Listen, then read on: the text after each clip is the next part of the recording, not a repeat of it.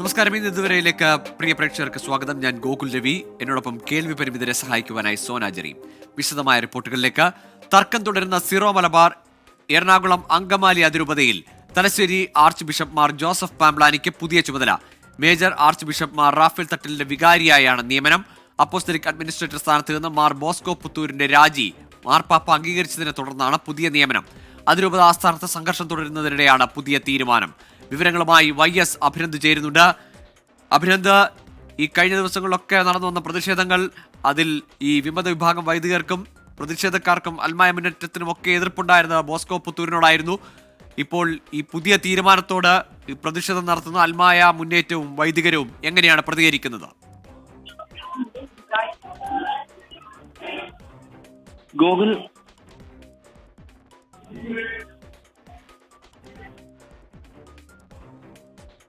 എറണാകുളം അങ്കമാലി അതിരൂപതയിൽ നേതൃമാറ്റം വരികയാണ്. Apostolic administrator പദവി ഒഴിവാക്കി ഇപ്പോൾ ബോസ്കോ പുത്തൂരിന്റെ രാജി മാർപ്പാപ്പ അംഗീകരിച്ചിരിക്കുന്നു. പകരം ചുമതലയിലേക്ക് വരുന്നത് മാർ ജോസഫ് പാംപ്ലാനിയാണ്. YS അഭിനന്ദ് ചേരുന്നുണ്ട്. അഭിനന്ദ്, ഈ പുതിയ തീരുമാനത്തോട്, ഭരണമാറ്റത്തോട് എങ്ങനെയാണ് പ്രതിഷേധിക്കുന്ന അൽമായ മുന്നേറ്റത്തിന്റെയും വൈദികരുടെയും പ്രതികരണം? ഗോകുൽ, ഇന്ന് രാവിലെ മുതലാണ് എറണാകുളം അങ്കമാലി അതിരൂപത കുർബാന തർക്കം സമാനമായ ഒരു പ്രതിഷേധത്തിന്റെ സാഹചര്യത്തിലേക്ക് പോയത്. കഴിഞ്ഞ ജനുവരി 9 മുതൽ ആരംഭിച്ചതാണ് 21 വൈദികരുടെ നേതൃത്വത്തിലുള്ള പ്രതിഷേധ പ്രാർത്ഥനാ യജ്ഞം. ഇതിനകത്ത് പ്രധാനമായും ഇവർ ഉന്നയിച്ചത് എറണാകുളം അങ്കമാലി അതിരൂപതയിലെ അപ്പസ്തോലിക് അഡ്മിനിസ്ട്രേറ്റർ മാർ ബോസ്കോ പുത്തൂരിന്റെ ഏകാധിപത്യ നിലപാടുകളാണ് നടന്നുകൊണ്ട് പോകുന്നത്. ആ തീരുമാനങ്ങൾക്കെതിരെയാണ് തങ്ങൾ പ്രതിഷേധിക്കുന്നത്. ഈ സാഹചര്യത്തിലാണ് ഓരോ ദിവസം കഴിഞ്ഞും സമരവുമായി മുന്നോട്ട് പോകുന്നതെന്നായിരുന്നു അവർ പറഞ്ഞത്. അതിന്റെ പേരിലാണ് ഇന്നൊരു കയ്യാങ്കളിയിലേക്ക് ഉൾപ്പെടെ പോകുന്നത്. ബിഷപ്പ് ഹൗസിന് മുന്നിൽ പോലീസ് അവരെ അറസ്റ്റ് ചെയ്ത് നീക്കുന്ന അടക്കമുള്ള നടപടികളിലേക്ക് എത്തുന്നു. അങ്ങനെ അവരുമായി ചർച്ച നടത്തുന്നു. ആ ചർച്ചയ്ക്കൊന്നും അവർ വഴങ്ങുന്നില്ല. അങ്ങനെ സമാനതകളില്ലാത്ത ഒരു പ്രതിഷേധത്തിനൊടുവിലാണ് ഇപ്പോൾ സഭ തന്നെ ഒരു തീരുമാനത്തിലേക്ക് എത്തിയിരിക്കുന്നത്. എറണാകുളം അങ്കമാലി അതിരൂപതയുടെ മേജർ ആർച്ച് ബിഷപ്പിന്റെ പ്രത്യേക വികാരിയായി മാർ ജോസഫ് പാംപ്ലാനെ നിയമിച്ചുകൊണ്ട് ഇപ്പോൾ പത്രക്കുറിപ്പ് ഇറക്കിയിരിക്കുകയാണ്. മാർ ബോസ്കോ പുത്തൂർ രാജിവെച്ചതിന് പിന്നാലെയാണ് ഇത്തരത്തിലേക്ക് ഒരു നിയമനം എന്നതാണ് സഭ പത്രക്കുറിപ്പിലൂടെ വ്യക്തമാക്കുന്നത്. ഈ മാർ ജോസഫ് പാംപ്ലാനിക്ക് സഭയിലുള്ള എല്ലാ വിശ്വാസികളെയും ഒരുപോലെ വിശ്വാസത്തിലെടുക്കുവാൻ സാധിക്കുമെന്നുള്ള ഒരു സഭയുടെ മുൻകൂട്ടലിന്റെ പശ്ചാത്തലത്തിലാണ് ഇത്തരത്തിലേക്ക് ഒരു തീരുമാനം ഉണ്ടായിരിക്കുന്നത്. ഇതുമായി ബന്ധപ്പെട്ട് ഇപ്പോൾ അതിരൂപത സംരക്ഷണ സമിതിയും ഒപ്പം തന്നെ അൽമായ മുന്നേറ്റവും വലിയ രീതിയിലുള്ള ഒരു സന്തോഷം രേഖപ്പെടുന്ന സാഹചര്യമാണ്. നമ്മൾ ഈ ദൃശ്യങ്ങളിൽ തന്നെ വളരെ വ്യക്തമാണ്. അവർ വലിയ രീതിയിൽ തന്നെ മണിയടിക്കുന്നതിന് പിന്നാലെ തന്നെ എറണാകുളം അങ്കമാലി അതിരൂപത ബിഷപ്പ് ഹൗസിൽ മണിയടിക്കുന്ന സാഹചര്യം ഉണ്ടാവുന്നു. നമുക്ക് ദൃശ്യങ്ങളിൽ നിന്ന് കാണുന്നത് പോലെ തന്നെ എല്ലാവരും എറണാകുളം അങ്കമാലി അതിരൂപതയിലെ കുർബാനയുമായി ബന്ധപ്പെട്ട തർക്കം ഇന്ന് വലിയ സംഘർഷത്തിലേക്കും പ്രതിഷേധത്തിലേക്കും പോയിരുന്നു. അതിനിടയിലാണ് ഇപ്പോൾ മാർ ബോസ്കോ പുത്തൂരിന്റെ രാജി ഫ്രാൻസിസ് മാർപ്പാപ്പ അംഗീകരിച്ചതോടെ അവിടെ ഒരു ഭരണമാറ്റം, നേതൃമാറ്റം ഉണ്ടായിരിക്കുന്നത്. ഇപ്പോൾ ആർച്ച് ബിഷപ്പിന്റെ വികാരിയായി Thalassery archbishop Mar Joseph പാംപ്ലാനിക്ക് പുതിയ ചുമതല നൽകുന്നു.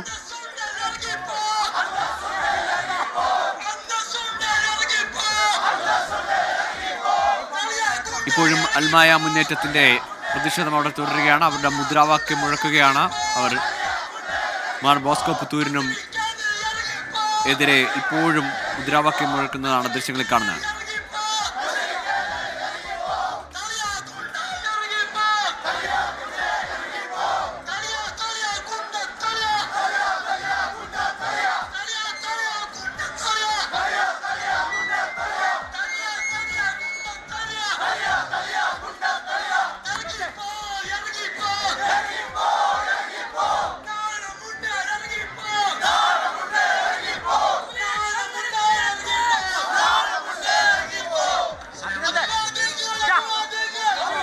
എറണാകുളം അങ്കമാലി അതിരൂപതയിലെ തർക്കങ്ങൾക്ക് ഒരു താൽക്കാലികമായെങ്കിലും ഒരു ശമനം ഉണ്ടാകുമെന്നാണ് പ്രതീക്ഷിക്കുന്നത്. ഇപ്പോൾ ഒരു നേതൃമാറ്റം ഉണ്ടായിരിക്കുകയാണ്. അതിൽ ബോസ്കോ പുത്തൂരിന്റെ രാജി സ്വീകരിച്ചിരിക്കുന്നു. മാർ ജോസഫ് പാംപ്ലാനിക്ക് പകരം ചുമതല നൽകുകയാണ്. ഈ തീരുമാനത്തോട് പോസിറ്റീവായാണ് ഇപ്പോൾ അൽമായ മുന്നേറ്റവും പ്രതിഷേധിച്ച വൈദികരും പ്രതികരിക്കുന്നത്.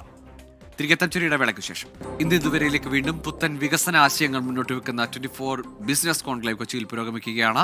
കേന്ദ്രമന്ത്രി നിതിൻ ഗഡ്കരിയാണ് കോൺക്ലേവ് ഉദ്ഘാടനം ചെയ്തത്. ഇപ്പോൾ സെഷൻ പുരോഗമിക്കുന്നു. തത്സമയം departments within industries. across, right? So in a very layman's terminology, if I had to, or whatever little I understand about AI, I'll tell somebody that, okay, now think of like your ChatGPT or LLM as a brain where you can actually train down data, where you can ask data and give you questions. Now it has evolved. This year it is evolved into agents or agentic AI, which is nothing. Some action can be performed. You can actually train an agent. Agent is like a virtual version of a AI or a human being where you can actually do that. And this is not something which is going to happen in 3 months or 6 months.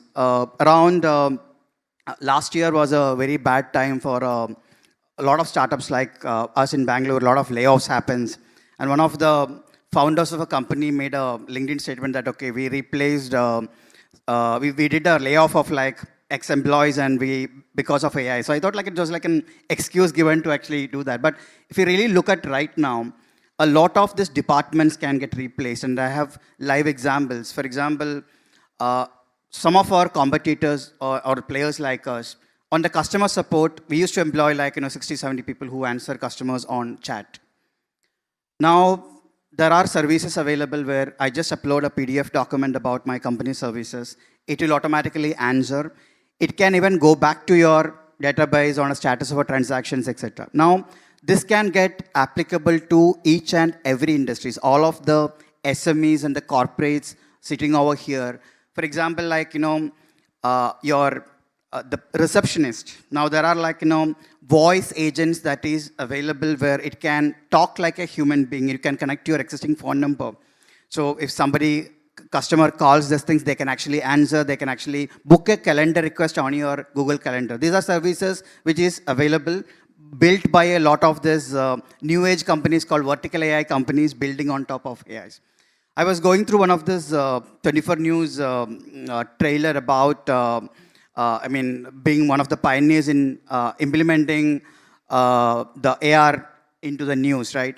Now, what if like, suddenly something happens 5 minutes back, a particular thing happens, an incident happens in Bangalore, you want to recreate, now it is actually possible to do that in 5 minutes. Or you can actually create a media agent and train that, okay, look for news that is happening from the reporter's desk or the Google, then create that AR automatically. And around a year back when some of these news channels launched virtual news, it was not really looking like a human being. It was like a very cartoonish version of like, a newsreader coming and presenting it. But now we can create a digital twin of a Srinath Nair sir or Hashmi, and it can actually automatically, generate the news or even hold a complete news show. So it's going to disrupt every industry, right from HR, operations, customers, etc. While this adoption will be much faster than the smartphone adoption, you will see a lot of like non-tech savvy business owners adopting these things.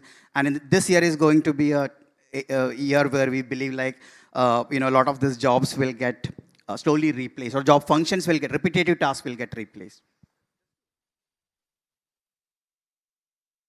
Doordarshan has this AI anchors for their agriculture program, and I don't agree we can replace Srikant sir with AI. Thanks, gentlemen, for laying this out in a very, very educative manner. And I hope the audience is enjoying that. We have spoken a lot about disruption, and AI as an enabler for new business models is something that we must address beyond disruption. If I can start with Anup, if you can throw light on some of the emerging business models enabled by AI that you see as being very interesting at this point in time. Emerging business models. Frankly speaking, I can't think of many. I'll spell out a few. Stock market trading is something that used to be done heavily by people.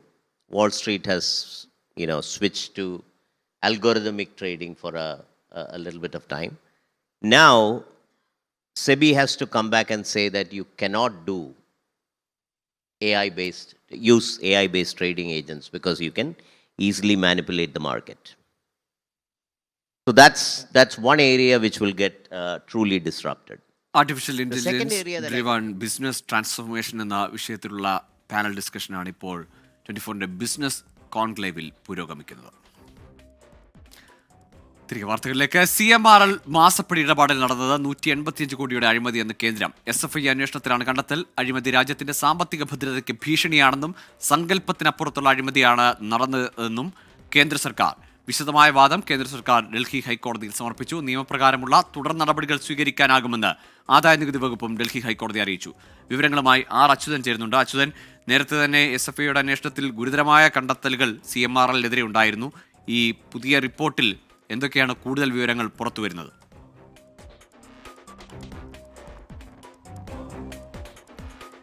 Gokul, CMRനെതിരെ കൂടുതൽ കുരുക്ക് മുറുകുന്നു എന്നത് തന്നെയാണ് ഈ കേന്ദ്രത്തിന്റെ മറുപടി കൂടി പുറത്തു വരുമ്പോൾ വ്യക്തമാകുന്നത്. ഡൽഹി ഹൈക്കോടതി കഴിഞ്ഞ തവണ കേസ് പരിഗണിക്കുകയും അതിൽ വിശദമായ വാദം കേട്ട ശേഷം അധികമായി എന്തെങ്കിലും ബോധിപ്പിക്കുവാനുണ്ടെങ്കിൽ കേന്ദ്രത്തോടും ആദായ നികുതി വകുപ്പിനോടും വിശദമായ വാദങ്ങൾ എഴുതി നൽകാൻ ആവശ്യപ്പെട്ടിരുന്നു. ഇതിന് പ്രകാരം നൽകിയ വിശദമായ വാദം എഴുതി നൽകിയതിൽ നിന്നുള്ള വിവരങ്ങളാണ് ഇപ്പോൾ പുറത്തു വന്നിരിക്കുന്നത്. അതിൽ കേന്ദ്രം പറയുന്നത് 185 കോടിയുടെ ക്രമക്കേടാണ് ഈ CMRലുമായി ബന്ധപ്പെട്ട് നടന്നത്.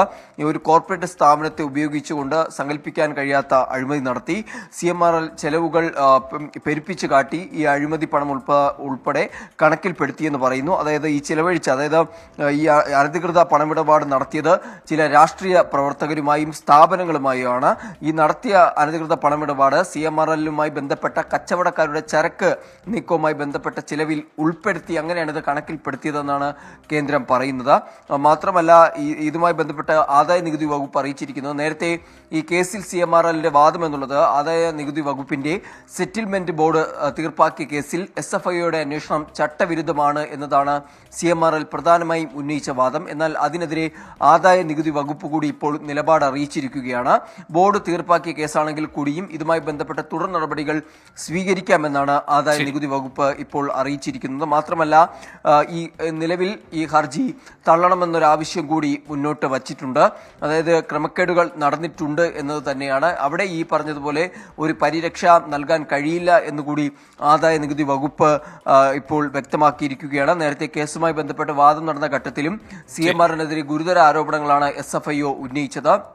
അതിൽ കമ്പനിയുടെ സുഗമമായ നടത്തിപ്പിന് ഇത്തരത്തിൽ രാഷ്ട്രീയ പാർട്ടികൾക്ക്, മാധ്യമ സ്ഥാപനങ്ങൾക്കുൾപ്പെടെ CMRL അനധികൃതമായി പണമിടപാട് നടത്തി എന്ന വിവരം SFIO കോടതിയെ ധരിപ്പിക്കുകയുണ്ടായി. മാത്രമല്ല, തീവ്രവാദവുമായി ബന്ധപ്പെട്ടിട്ടുള്ള ചില വ്യക്തികൾക്ക് പണമിടപാട് നടത്തിയതായി ചില സംശയമുണ്ടെന്ന് കൂടി SFIO അറിയിച്ചു. ഏതായാലും CMRLന്റെ സാമ്പത്തിക ഇടപാടുകൾ വലിയ ക്രമക്കേടും അഴിമതിയും എന്നാണ് ഇപ്പോൾ SFIO റിപ്പോർട്ട് ചൂണ്ടിക്കാട്ടിക്കൊണ്ടുള്ള SFIO കണ്ടെത്തൽ ചൂണ്ടിക്കാട്ടിക്കൊണ്ടുള്ള കേന്ദ്ര സർക്കാരിന്റെയും ആദായ നികുതി വകുപ്പിന്റെയും റിപ്പോർട്ട് ഡൽഹി ഹൈക്കോടതിയിൽ സമർപ്പിച്ചിരിക്കുന്നത്. ഇന്നിതുവരെ തുടരുന്നു. കാസർഗോഡ് പാറക്കട്ടയിൽ തീപിടുത്തം. 1 ഏക്കറോളം പുല്ലും മരങ്ങളും കത്തിനശിച്ചു. വീടുകൾക്ക് സമീപമുള്ള ഒഴിഞ്ഞ പറമ്പിലാണ് തീപിടിച്ചത്. ഇപ്പോൾ നമ്മൾ ഇത് ഒരു 3:30 സമയത്ത് നമുക്ക് ഫോൺ വിളി വന്നതാണ്. നമ്മൾ വന്ന് നോക്കുമ്പോൾ നമ്മൾ വിളിച്ചാൽ തന്നെ പറഞ്ഞു തീയിട്ടതാണ്. ഇത് സ്ഥിരമായിട്ട് ആൾക്കാർ തീയിടുന്നതാണ്. ഇപ്പോൾ തീയിട്ടിട്ട് ലാസ്റ്റ് അവരെ കൺട്രോൾ വിട്ടു പോകുമ്പോൾ നമ്മൾ ഫയർഫോഴ്സിനെ വിളിക്കുകയായിരുന്നു. ശരിക്കും നമുക്ക് പറയാനുള്ളത്, തീ ഇടുന്നവർ അതിൻ്റെ പ്രിക്കോഷൻസ് എടുത്തിട്ട് കൃത്യമായിട്ട് അതിൻ്റെ ഫയർ ബ്രേക്ക് ആക്കിയിട്ട് അവർക്ക് ഏത് ഏരിയ തീയിട്ട് കഴിഞ്ഞാൽ അതിന് കറക്റ്റായിട്ട് ചുറ്റും ബ്രേക്ക് ആക്കുക. പിന്നെ അങ്ങോട്ട് കടന്നു പോകില്ലല്ലോ. ആ രീതിയിലാണ് അവർ ചെയ്യേണ്ടത്. പക്ഷേ ഇവർ ഇപ്പം കൂടുതലും കാണുന്നത് ഇങ്ങനെയാണ്. ഇട്ടിട്ട് ഇവർ കൺട്രോൾ പോകുമ്പോൾ നമ്മൾ ഇപ്പോൾ ഇന്നിപ്പോൾ 3ാമത്തെ നമ്മൾ രാവിലെ 2 സ്ഥലത്ത് പോയി. അരുൺ പാറക്കലുണ്ട് കാസർഗോഡ് നിന്ന്. അരുൺ, ഈ തീ നിയന്ത്രണ വിധേയമായോ? ഇപ്പോൾ തീ അണച്ചിട്ടുണ്ട്. കാസർഗോഡ് പാറക്കട്ടയിലാണ് ഈ തീപിടുത്തമുണ്ടായത്. 3:30 കൂടിയാണ് ഇത് ഫയർഫോഴ്സിന് വിളിച്ചറിയിച്ചത്. 2 മണിയോടുകൂടി പ്രദേശത്ത് 1 ഏക്കറോളം സ്ഥലത്ത് തീ ആളിക്കത്തുകയായിരുന്നു എന്നാണ് നാട്ടുകാർ പറയുന്നത്. 1 ഏക്കറോളം സ്ഥലത്തെ പുല്ലും മരങ്ങളും ഒക്കെ കത്തിനശിച്ചിട്ടുണ്ട്. സമീപത്തെ നിരവധി വീടുകളുമുണ്ട്. പക്ഷെ വീടുകളിലേക്കൊന്നും തീ പടർന്നില്ല എന്നതാണ് ആശ്വാസകരമായ കാര്യം.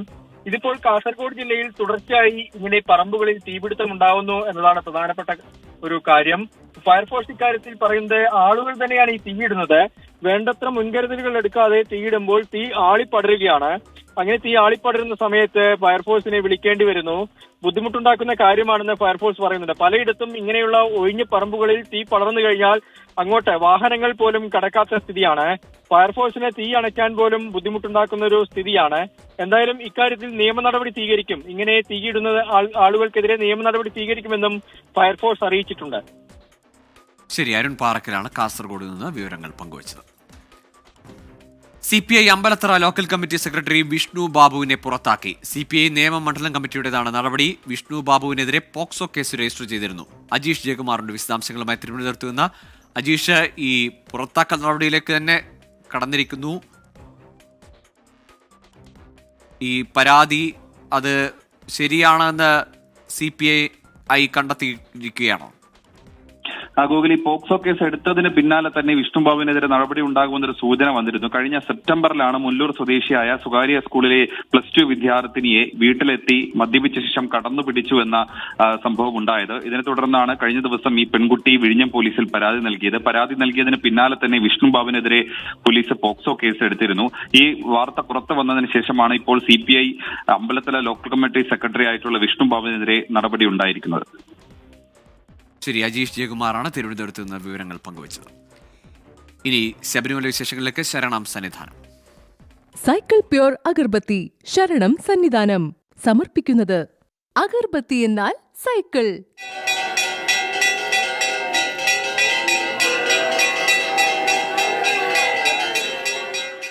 BLM housing cooperative society limited ശബരിമലയിലെ ചടങ്ങുകൾ സമർപ്പിക്കുന്നത് ഭാരത് ലജ്ന multi state housing cooperative society limited.